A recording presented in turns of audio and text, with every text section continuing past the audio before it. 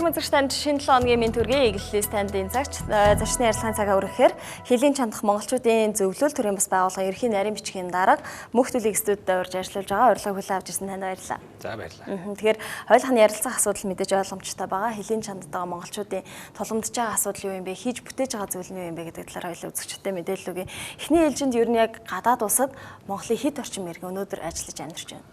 За гадаад хэргийн яамнаас ашигладаг тоо нь болохоор 125 мянган монголчууд хэлийн чандад амьдарч байна гэсэн тоо ашигладаг байгаа. Гэхдээ бодит байдал дээр бол энэ бол нэлээд 200 мянга төгсөн байдаг болов. Яг тэгэхээр бас тэнд төрсэн монгол хүүхдүүд мэдээж тухайн орныхаа иргэн болоод ингээд тоонд ингээд ордог учраас ер нь нэлээд 200 мянга төгсөн байдаг болов гэсэн тоо ер нь тоо байдаг. Ер нь яг энэ хэлийн чандах монголчуудын зөвлөл төрийн бас байгууллага хизээ хэрхэн яагаад байгуулагдсан юм бэ? Байгуулагдсны ач холбогдлыг юу гэж харж байна? Эдгээр иргэдийн өмнө мэдээж тулгамдж байгаа шийдвэрлэх ёстой юм асуудлууд байгаа учраас байгуулагдсан баг. Хэлийн чандах монголчуудын зөвлөл төрийн бас байгууллага нь үүсгэн байгуулсан шийдвэр нь болохоор 14 оны 9 сард гадаад хэргийн яамн дээр анх хурал хийгээд энэ үүсгэн байгуулах шийдвэр гарсан байгаа. За энэ зөвлөл маань болохоор хэлийн чандад үйл ажиллагаа явуулдаг монголчуудын өөрсдийн санаа ажиллагаа байгуулагдсан төрийн бас байгууллагуудын нэгдсэн зөвлөл гэсэн юутай анх байгуулагдаж ирсэн байгаа. Ер нь зорилго нь бол гадаад байгаа монголчуудын асуудлыг нэгдсэн дуу хоолойгоор Монгол төр засагт байгаа Монголд байгаа төрийн байгууллагууд бусад ерөн байгууллагуудтай нэгдсэн дуу хоолойгоор хоорондоо харилцах ийм зорилготойгоор байгуулагдсан ийм төрийн байгууллагуудын нэгдсэн одоо ийм зөвлөл гэдэг байгаа. Тэгэхээр танай байгууллагт хэд орчим төрийн бас байгууллага холбоод нэгдсэн гэж ойлгох юм? Ер нь 100 гаруй төрийн бас байгууллагууд бол манай зөвлөлийн гишүүн байгууллага гэж явж байгаа. Энд бол дандаа тухайн одоо байгаа газарт байгаа монголчуудын төрийн бас байгууллагууд өөрсдийн байгууллагууд байдаг. Жишээ нь одоо Чикаго ч юм уу, Солонгос, Англи, Австрали их мэтлэн газрууд одоо монголчууд өөрсдийн байгуулсан төрийн бас байгууллагууд дээрээс нь нэмээд 30 гаруй монгол хэлний сургуулиуд манай игнэнд бас байдаг гэсэн үг тийм. Маш олон холбоод байна тийм ээ. Ямар ч гэсэн нэг 100 гаруй холбоод хэлийн чандад үйл ажиллагаа явуулж байна. За үүнээс нэг 70-80 орчмын илүү идэвхтэй ажилтгаад гадаад байгаа иргэд ер нь ямар сонирхлоор нэгдэж холбоод байгуулдаг юм? За ер нь бол 90 он гараад нэлээд гадагшаа явах хөдөлгөөн эхэлсэн байгаа чөлөөтэй зорчдог баснаас хойш мэдээж зорилго нь бол боловсролоо дээшлүүлэх эсвэл амжиргаагаа дээшлүүлэх зорилгоор бол 90-ад онд 2000 оны ихээр бол маш их хэмжээгээр гадагшаа яваад тэндээ ингээд суурьшсан байдаг. Тэгэхээр 90-ад онд анх тийм зорилгоор явжсэн учраас зөвхөн тэр зорилгынхаа биелүүлэлтэд явдаг гэсэн бол тэр нь явандаа тухайн байгаа газар тохиноод ирэхлээрээ тэнд байгаа монголчуудтайгаа холбоотой байх Монголынхаа тухай уудаж ярилцаж бас Монгол орноо санаж ингэж Монгол орныхоо хөгжилөөс хувь нэмрээ оруулах санаа зовдөг учраас ийм зорилгоор бол өөртөө санаачлагаараа байгуулагдаж исэн олон байгууллагууд байгаа. За тэгээд эднээс маань нийлээд одоо бүр тухайн байгаа газрынхаа монголчуудын асуудлыг ярьдаг биш. Одоо дэлхийд даяар тархсан бүх монголчуудын асуудлыг одоо ярих зорилгоор 14 онд бол манай зөвлөл анх байгуулагдаад ер нь цаашдаа Монгол улсынхаа иргэнийхээ эрхийг за болон иргэншлийн солилцсон гэсэн гэхдээ Монгол орныхаа хөгжилөөс хувь нэмрээ оруулах хүсэлтэй байгаа учраас энэ дуулаагаас төрийн байгууллагуудад хүрэх зорилгоор бол анх байгуулагдсан. Байгууллагад жил хагас үндсэндээ болох ч байна гэж ойлгож байна. За тэгвэл бүх дэлхийд байгаа бүхэл улс оронд байгаа иргэдийнхаа нэгдсэн эрх ашигын төлөө танай байгууллага ажиллах гэдэг шүү дээ. Яг юу хийж бүтээсэн бэ өнгөрсөн хугацаанд? За бидний зорилго нь түрүү хэлдэг шигээр Монгол улсынхаа иргэнийхээ эрхийг бас эдлэх. За энэ зорилгоор бол энэ оны ихээр 1-р сард бол засгийн газрын хуралдаанаар дэлхийн монголчууд хөтөлбөр гэж батлагдсан байгаа. Энэ болохоор 16-аас 2020 он хүртэлх гадаад байгаа монголчуудын асуудлаар Монгол улсын баримтлах бодлого төлөвлөгөө юм байгаа. За энийг хэрэгжүүлэх үндсийн зөвлөлт нь бол манай хэлийн чандах монголчуудын зөвлөл нийт гадаад байгаа монголчуудад төлөөлөл бол сууж байгаа. За ер нь зорилго нь бол дэлхийд даяар бүх байгаа монголчуудыг одоо нэгтгэх. За тэднүүсийн нийтлэг эрх ашигын төлөө хамтран ажиллах. За тэрийг зохих шаардлагыг нь зохих байгууллагууд нөх төр байна уу, төрийн бас байгууллагууд нь олон улсын байгууллагууд байна уу. дэвнэс төвх зорилгоор ингэ байгуулагдсан үйл ажиллагаа явуулж байгаа. Урдан зөвгийн өр хөтөлбөр гэж бас яригдчихсэн Батболд ерхий сайдын үед тийм ээ. За тэгээд одоо энэ дэлхийн монголчууд гэсэн хөтөлбөр бас гараад ирлээ. Эдгээр хөтөлбөрүүдийн ер нь үр дүн ямар байдаг юм бол та хэвтэ хэрхэн яаж өр хөтөлбөр маань бол бас зохих үр дүнээ өгсөн. За Монгол орн хөгжиж байна. Та бүхэн Монголд ирээд ингээд энэ хөгжилтөнд хувь нэмрээ оруулаад бас хөгжлөөс нь өртөөсэй гэсэн зорилго бариатай эхлүүлж исэн. Зохих үр дүнээ өгсөн. Гэхдээ бас засаг солигдох үед бас төсөв нь хасагдсан, хөтөлбөр нь дууссан учраас хэсэг хэдэн жил бол завсардсан байж байгаад. За энэ зөвгийн өр хөтөлбөрийн өргөжлөл заас өргөжлөлт гэж хэлэх нь буруу. Гэхдээ энийг илүү өргөн утгаар нь бас хэрэгжүүлэх зорилгоор сая 1 сард бол засгийн газрын хуралдаанаа батллаа. За дэлхийн монголчууд хөтөлбөрийн зорилго нь бол зөвгийн өрөөс нэг гол ялгаатай зүйл нь бол Монголд биеэрээ ирж хөгжилд хувь нэмэр оруулах биш. Байгаа газартаа Монгол улсынхаа хөгжилд бас хувь нэмэр оруулах бүрэн бололцоотой болчлоо. За мэдээллийн технологийн мөгцөө үед бол заавалч Монголд биеэрээ байх шаардлагагүйгээр Монгол орныхоо хөгжилд хувь нэмэр оруулах ийм боломжтой болсон учраас за байгаа газартаа Монгол орныхоо хөгжилд хувь нэмэр оруулаач гэсэн зорилготой ийм хөтөлбөр байгаа юм л да. Ер нь хэрэгжиж явах шиг байна гэж та дүгнэж байна. За дээрэс нь бас Монгол улсыг гадаадд сурталчлах хөтөлбөр батлагдсан гадаад хэргийн яам дээр тийм ээ хариуцаад ажиллаж байгаа гэдэг мэдээлэл явж байсан. Энэ хөтөлбөрийн хүрээнд цаашдаа бид юу хийх боломж байна гэж та бүхэн олж харсан байна. За дэлхийн монголчууд хөтөлбөрийн бол одоо төлөвлөгөө нь бол одоо засгийн газрын хуралдаанаар батлагдах ёстой байгаа. Анхны за дэлхийн монголчууд хөтөлбөрийг хэрэгжүүлэх үндэсний зөвлөл нь бол эхнийхээ хурлаа өнгөрсөн сар хийгээд за ер нь улирал тутамд уулзаж ингэж хөтөлбөрөө одоо хэрэгжүүлэх талаас нь тий хариуцах тийм үндэсний зөвлөл юм байгаа. За энд нь бол төрийн яамдуудын төлөөлөл, за төрийн зохих агентлагуудын төлөөлөл, за манай зөвлөл цахим мөртэй холбоо эрдэмтэд судлаачд гэсэн бүрэлдэхүүнтэй юм байгаа. За нөгөө Монгол улсын гадаад сурчлах хөтөлбөр бас давхар нэг өдөр засгийн газрын хуралдаанаар баталсан байгаа. Энэ бол бас адилхан 4 жилийн хугацаанд Монгол улсын гадаад сурчлах хөтөлбөр. Тэрэн дээр нь гол нэг одоо хийх ажил нь бол гадааддаа монголчуудаа ашиглаад Монгол улсын гадаад зөвөөр сурчлах, зөв таниулах ийм зорилготой байгаа. За энэ дээр бол 4 жилийн хөтөлбөртөө бол олон улсдууд наадмын арга хэмжээ, цагаан сарын арга хэмжээ гэх мэтлэн за ер нь зохих хуулиудаас өөрчлөлт оруулах гэмшин төлөвлөгөөнүүд нь бол багтсан байгаа. Энэ дээр бол Монгол улсыг сурчлах хамгийн сайн сурчлах чадах хүн бол монгол хүн учраас за монголчууд манаас өөрсдийн санаачлалаараа бол байгаа газартаа бас наадмын арга хэмжээ томоохон хэмжээнд хийдэг болсон байна. Зөвхөн монголчуудынхаа хүрээнд биш бас тухайн байгаа оршин суугаа хүмүүсүүдийг оролцуулсан тийм өргөн үрээтэй Монгол улсыг сурчилсан, соёлыг сурчилсан тийм арга хэмжээний болдог болсон байгаа. Өнгөрсөн жилээс бас шилдэг наадам шалгаруулсан байгаа. Одоо тэн дээр Бельгийн наадам Голланд зохион байгуулсан наадам шалгарсан санагдаж байна. Тэн дээр бол жил болгоо ингээд шилдэг наадмыг зохион байгуулсан за монголчуудад бас шагнал өгдөг. За зохих спортын арга хэмжээнүүд бас дэмжлэг үзүүлдэг. Ийм одоо зорилготой бас энэ хөтөлбөрүүдэд бол багтсан тийм төлөвлөгөөнүүд байгаа. Жишээ нь сая шилдэг наадам гэдэг бол яг Монгол улсыг тэр хавьдаа сурталчлах хөрхөн боломж гэж харж байна тийм ээ. За юу гэдэг Монгол улсыг гадаадаас сурталчлах хөтөлбөр батлагдлаа гэдэг. Гэтэл эсвэргээрээ гадаадд байгаа иргэд минь гэмт хэрэгт холбогдох ч гэдэг юм улсынхаа нэрийг бас буруу сөрөг байдлаар гаргах юм хандлага гараад идэг. 100 орчим хүн гадаадд бас ял хөдөлж байна гэсэн мэдээлэл явж идэг. Ер нь монголчуудынхаа энэ эвтэй найртай биендээ тусалдаг болгох тал дээр юу хийх нь зүйтэй гэж танаа байгууллага үзэж байна. Яа тэгэхээр хоёр Монгол тарлаа гэхэд нэг нь чи монголыг асуухаар үгүй би бишээ гэдэг өөр хэлээр нь чи явдаг нэг юм байдал байдаг гэж ярьдаг ш. За сүүлийн үед бол тийм зүйл бол ер нь багассан гэж бодож байгаа. Мэдээж тэнд очиод ингээд зорилго нь өөр учраас одоо юу гэдэг зөвхөн амжиргаагаа дээшлүүлэх за хараар ажиллах ч юм уу тийм зорилготой байдаг учраас бас зарим талаар бас монголчуудаас зугтах ч юм уу тийм тал байсан баг.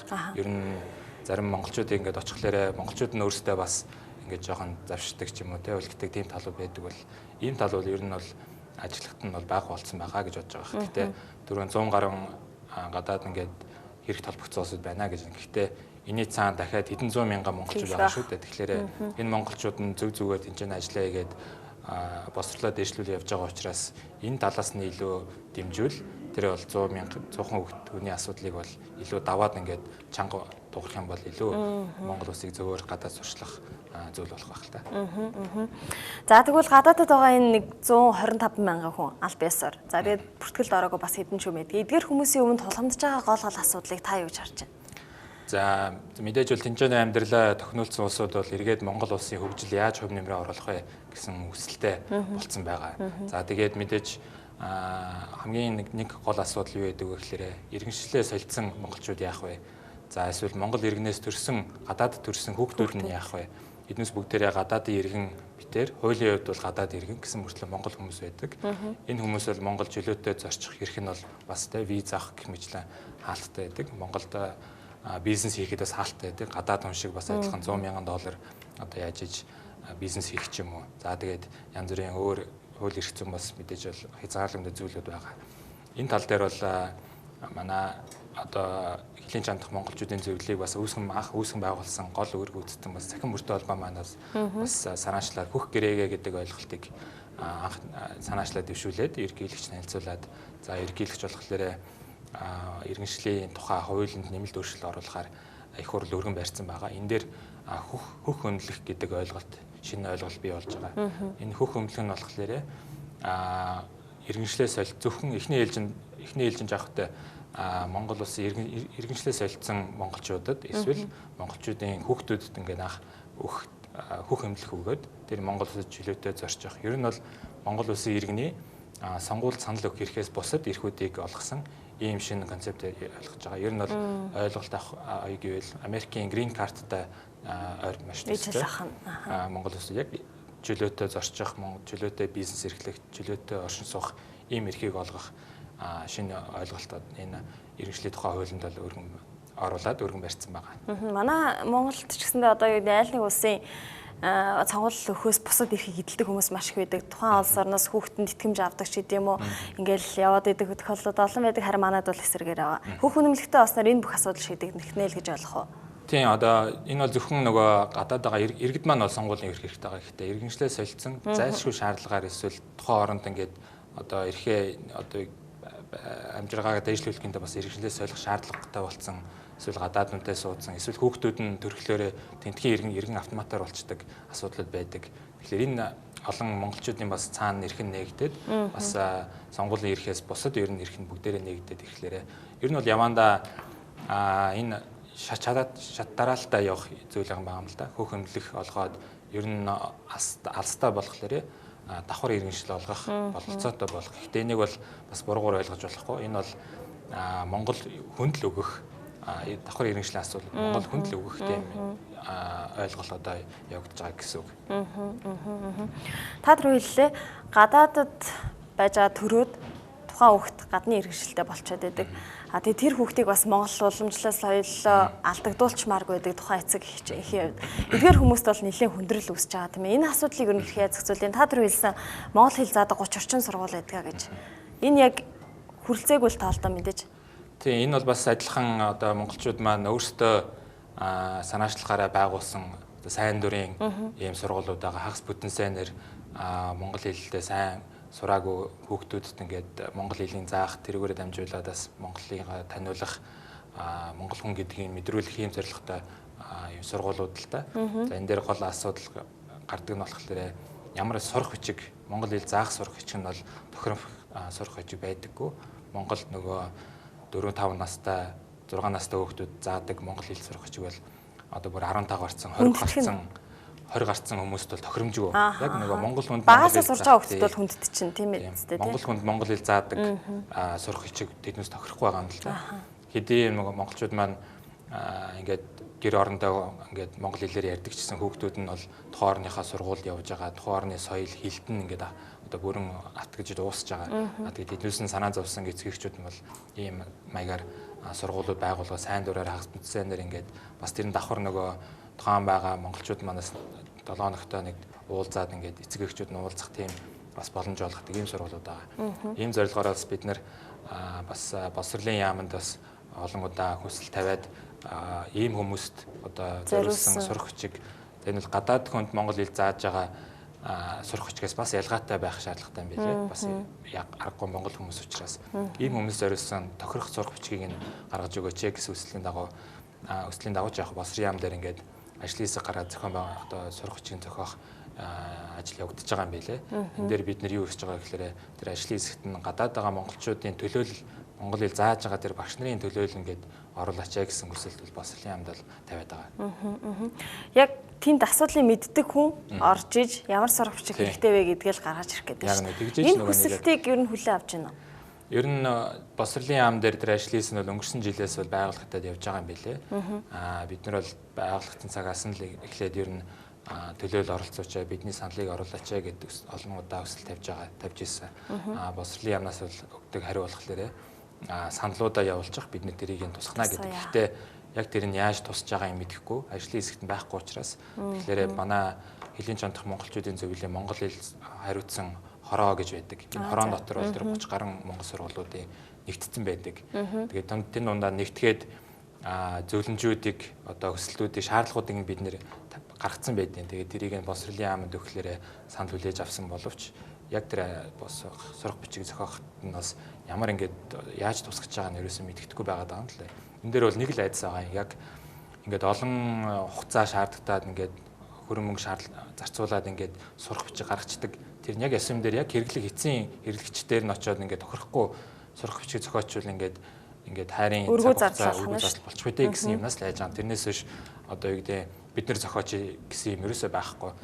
Хуулийнхаа дагуу болохоор босрлын яам л одоо зохиог нөгөө сурах бичиг нэг одоо гаргах эрхтэй байдаг учраас тэнд нь бол ерөөсөө одоо оролцсон ч юм уу өмнөөс нь хийж гэсэн ямар ч зорилго байхгүй гол нь яг биднэрт таарсан сурах бичиг зохиож гинүү гэдэг дээр нь бид нэр анхаарал тавьмаар байгаа юм л.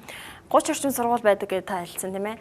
Яг хэд орчим монгол хэлний багш гадаадд байна? Хүүхдүүдэд хичээл зааж байгаа. За яг тоог нь бол сайн мэдгүй. Гэхдээ монгол хэл зааж байгаа сайн дүрийн багш нар байгаад тэгэхээр сургууль болгон ямар ч нэг 3 4 багш нар бол байж таараа. Тэгэхээр энэ бол дандаа сайн дүрийн багш нар одоо хагас потенциалаар ажиллаж байгаа хүмүүс учраас бас тийм тал дээр дутагдал байдаг. Бас заах багш нар бол тийм олон бас байдаггүй. Эдийн монгол хүн монгол хэлээ сайн мэддэг ч гэсэн бас монгол хэлийг заах ч бас өөр арга барилтай, багшийн арга барилтай шаардлагатай байдаг. Тэгэхээр энэ тал дээр бас мэдээж дутагдал бол байгаа. Мэдээж хүсдэг зүйл бол бас одоо Монгол улсын нэг төрийн бол нэг үүрэг нь бол Монгол хүүхд болгоныг тийм ээ босрол олох үүрэгтэй байдаг. Энэ үүргийг бас гадаад байгаа монгол хүүхдүүд бас энэ тэрийг сонгож ингэж хэрэгжүүлж гэдэг хүсэл байдаг. Гэхдээ мэдээж хөрөнгө мөнгө төсвийн асуудал байдаг бах. Ялангуяа ойрын жилүүдэд бол хэцүү байгаа нь ойлгож байна. Гэхдээ ер нь явандаа бол энэ хүмүүсүүдийг чинь гол нь тухайн орны иргэн болцсон байлаа ч гэсэн монгол хүн гэдгийг гол ялгах зүйл нь бол монгол хэл шүү дээ. Монгол хэлгүй монгол хүн гэж хэлэхгүйгүй те. Тэгэхээр энэ асуудал дээр бол төр маань бол ялангуяа бас зөвхөн хөтөлбөр гаргахаас гадна бас төсөв хөрөнгө ер нь явандаа гаргаад энэ хүүхдүүд зориулсан одоо тэр сургуулиудыг нь бас тодорхой хэмжээгээр санхүүжүүлэх, багшаар нь хангах, техник төхөөрөмжөөр нь хангах ч юм уу юу гэдэг нь тэрүүгээр нь ингээд хангах ер нь аста тийм хүсэл бол байгаа. Танд ер нь яг энэ гадаад иргэншилтэй болцсон хэд орчим хүүхдүүд гэсэн нарийнсан тоо судалгаа гарахгүй боломжтой. За тэрийг нь бол сайн өстой мэддэг байна. Гэхдээ наривчлаад бол дараад нь хэлж болох байх. Гэхдээ ер нь бодоод үзэхлээр чинь 125 мянган монголчууд байна. За тэднээсийн одоо юу гэдэг нь 50 мянган нь одоо 10 жилийн өмнө очсон хүмүүс байлаа гэж бодоход за тэгэл тэднээсийг тоогоо бодглохлоор ер нь аюул олон хүүхдүүд цаана байгаа гэдг нь бас ойлгох байх. Энэ 30 орчим сургууль аль улсад байна? За ер нь бол Европ, Америк, Солонгос орн төвүүдээр бол одоо байдаг сургуулиуд байгаа. Гадаадд байгаа иргэдэд тулгардаг бас нэг асуудал нь нийгмийн талтай холбоотой асуудал байдаг тийм ээ. Энэ асуудлыг шийдэж өгөөч гэсэн хүсэлт бас илэрхийлэх хандлага нэлээд сонсогддог. Энэ асуудал юу надад ямар? За энэ бас дэлхийн монголчууд хөтөлбөрийн хүрээнд болоосын цаашдаа одоо гадаад байгаа монголчууд манаас нээлттэйгээр нийгмийн даатгал төлөөд Монголд байгаа одоо юу гэдэг олон төрийн үйлчлэгнүүдийг авах эрх нь бол нэгдэх бах. Гэхдээ ер нь бол сайн дураараа бол мэдээж бол гадаад байгаа Монгол иргэдэн маань бол сайн дураар нийгмийн даатгалыг төлөх болцоо нь бол нэгдсэн гэж ойлгож байгаа. Гэхдээ ер нь бүрэн Монголд ирээд бас тэтэртэй гарах тухайн орондоо бас татвар төлөө явж байгаа ч гэсэн тэндээ давхар Монголдоо бас нийгмийн даатгалыг төлөө зохих төрийн үйлчлэгийг бас авах ийм болцоог нь бас хангаж өгөөч гэсэн дагуул энэ дэлхийн монголчууд хөтөлбөрийн хүрээнд бол 4 жилийн хугацаанд бол хийхтэй ажлуудын нэг нь бас байна. 4 жилийн дараа буюу 2020 он гэхэд энэ асуудал ер нь цэцэнд орчно гэсэн тань найдлага байна. Бага. Гэхдээ мэдээж бас энэ хөтөлбөр маань бас яг одоо энэ засаг маань одоо 6 сарын хугацаа үлдсэн. Нөө зөвийн үр шиг юм болчих вэ гэдэг. Тийм хөө мэдээж бол айдас байгаа. Гэхдээ ийм асуудал гарахгүй байх гэж найдаж. Энэ нь бол зөвхөн аль нэг намын аль нэг улс төрийн зорилго биш. Энд чинь Монгол улсын одоо 3 сая иргэн байлаа гэж бодоход цаана 200 мянга монголчууд байна гэдэг чинь энэ олон монголчуудыг ингээд Монгол орны хөгжлөөс ингээд хязгаарламж бол айгүй одоо буруу юм болно. Энэ бол ямар аль нэг намын биш, янз бүрийн юм биш ойлголтоос байх хэвээр.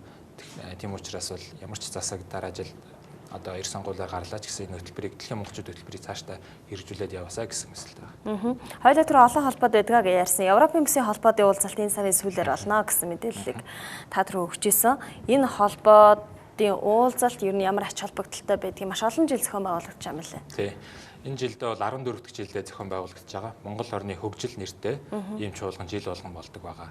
Энийг бол анх Британи дахь монголчууд цахим мөртэй холбоо анх санаачлан зохион байгуулж ирсэн. Нэг жил нь бол англи, нөгөө жил нь өөр босоо зохион байгуулдаг байгаа. Энэ жилийн уулзалт нь бол Парист 4 сарын 30-нд. За зөвхөн Европ ер нь бол яг Европтойгоо монголчууд маань нэг дороо суудлаад Монгол орныхоо хөгжилд ямар хувь нэмэр оруулах уу гэдэг сэдвээр л ер нь уулздаг тийм чуулган юм байна л да. Энэ оны сэдв бол үйлдвэрчлэлтэй сэдвтэй байгаа. Тэгэхээр гадаад байгаа монголчууд манаас Монгол улсын үйлдвэрчлэлд ямар хувь нэмэр оруулах боломжтой гэдгийг нь бас ярилцж ийм чуулган болох юм байгаа. За тэгээд хилийн чандах монголчуудын зөвлөл түрүүн хэлсэн цахим мөртэй холбоо анх байгуулахад бол гол өөр гүйцэтгэсэн байгууллагуудын нэг цахим мөртэй холбоо бол гадаад байгаа монголчуудын анхны ер нь одоо нийгмийн сүлжээ шүү дээ. Тэгэхээр энэ сүлжээ бол дэлхийд даяар тархсан монголчуудын анх одоо хоорондоо ярилцах ийм боломж одоо техник технологийн хөгжлөөр бол анх ачаар бол ингэж нэгдэх боломж гарч ирсэн. За энэ бол явандаа хөгжөөд бол за бүр илүү албан ёсчоод ингээд төрийн бас байгууллагуудын нэгдсэн тийм толгой байгууллагуулаад зөвлөлөн байгуулагдсан байгаа. За тэгээд энэ жилийн Монгол орны хөгжил чуулганыг бол бас хилийн чандах монголчуудын зөвлөл бас хамтран зохион байгуулагчаар оролцоод бас гадаад яамнаас бас төлөөлөл очно. Гадаад тэргийн яамны гадаад зуршилгаан мэдээллийн газрын дарга захирал мандат цэцэг захирал бас энэ хурал дээр очиж бас биеэрээ олц бас энэ хөтөлбөрийн дагуу дэлхийн монголчууд хөтөлбөрийн дагуу бол энэ жил олон зохиогдох ийм хурц чуулганыг бол төрөөс дэмжих байгаа. Тэр хүрээнд бол бас гадаад хэргийн яамаас идэвхтэй оролцоод явж байгаад бас баяртай байна. Яг энэ Европын бүсийн холбоод гэхээр хэд орчим холбоод ах вэ? Энэ нөгөө 100 гаруй холбоодоос чи хэдэн Европ? За ер нь бол Монгол тийм байгууллагуудын дийлэх нь бол ингээд Америк, Европ гэсэн хоёр хуваагдсан байдаг. Тэгэхээр энэний бол за 30 орчим нь бол Европт байгаа бах. Яг нарийн тоон сайн мэддэг байна. Бас нөгөө яг үр дүн нь юу гарч ирсэн бэ?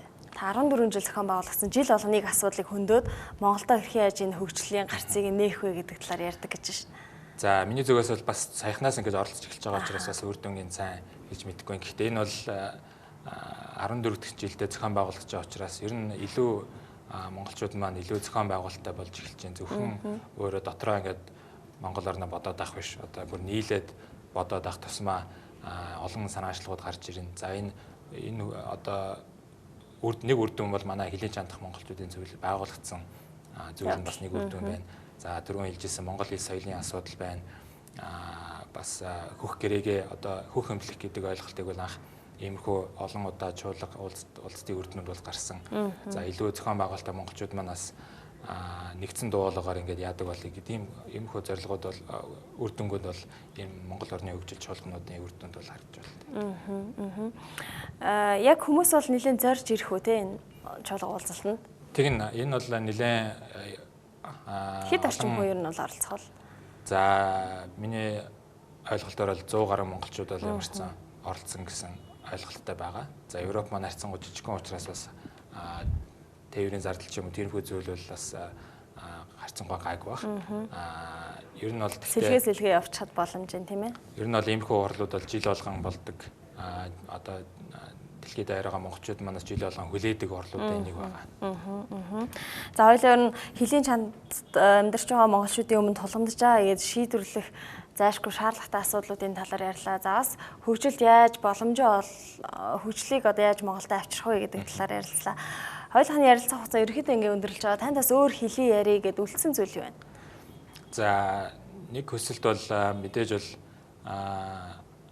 гадаад байгаа монголчууд манаас одоо Монгол орныхаа хөгжил хувь нэмэр оруулахыг хүсэлтэй бүр ингээ зохион байгуулалттай идэвхтэй болоод жил болгон л яриад байна тий. Жил болгон одоо ингээд улам идэвхжээл улам л албан ёсчол ингээд яваад байна.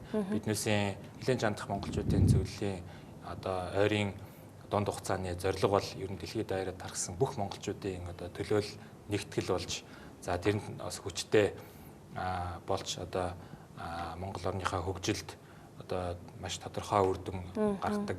За дээрэс нь байгаа орныхаа одоо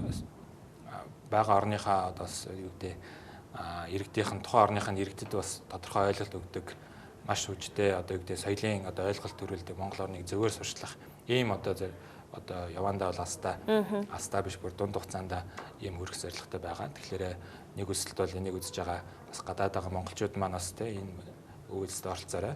За гар бие битээ хөвгөө суугаарай тий. Бас хоёр дахь хэлэх зүйл бас Монголд байгаа бас хүмүүст иргэдтэй бас зориулж хэлэхэд бас энэ гадаад хэдий одоо гадаад амьдарч байгаа ч гэсэн энэ монголчууд маань бас Монгол орны хөгжил бол маш хувь нэмрээ оруулах боломжтой хүмүүс байгаа. За 3 сая хүний за 200 мянган гадаад байна гэдэг чинь бол маш их олон монголчууд бас одоо хэлийн чандад байгаа ч гэсэн Монгол орныхаа хөгжил ингээд хувь нэмрээ оруулах одоо техник технологийн ачаар ч юм уу те энэ айгу хувь нэмрээ оруулах болцоотой бас учраас энэ талаас нь бас Монголд байгаа иргэд маань бас энэ үсийг бас дэмжээсэй гэж хүсэж байна. За баярлалаа эрхэм үзэгчдээ бид та бүхэн цашны ярилцлагын цагаа өргөлээ. Хэлийн чанд дахь монголчуудын зөвлөл төрийн бас байгууллагын ерөнхий нарийн бичгийн дарга Мөнх Төлөг студид орж ажиллауллаа. За хэлийн чанд дахь монголчуудын асуудлаар үзэгч танд мэдээлэл хүргэлээ. Анхаарлаа хандуулсан танд баярлалаа. Урилга хүлээсэн их баярлалаа. За баярлалаа. За баярлалаа.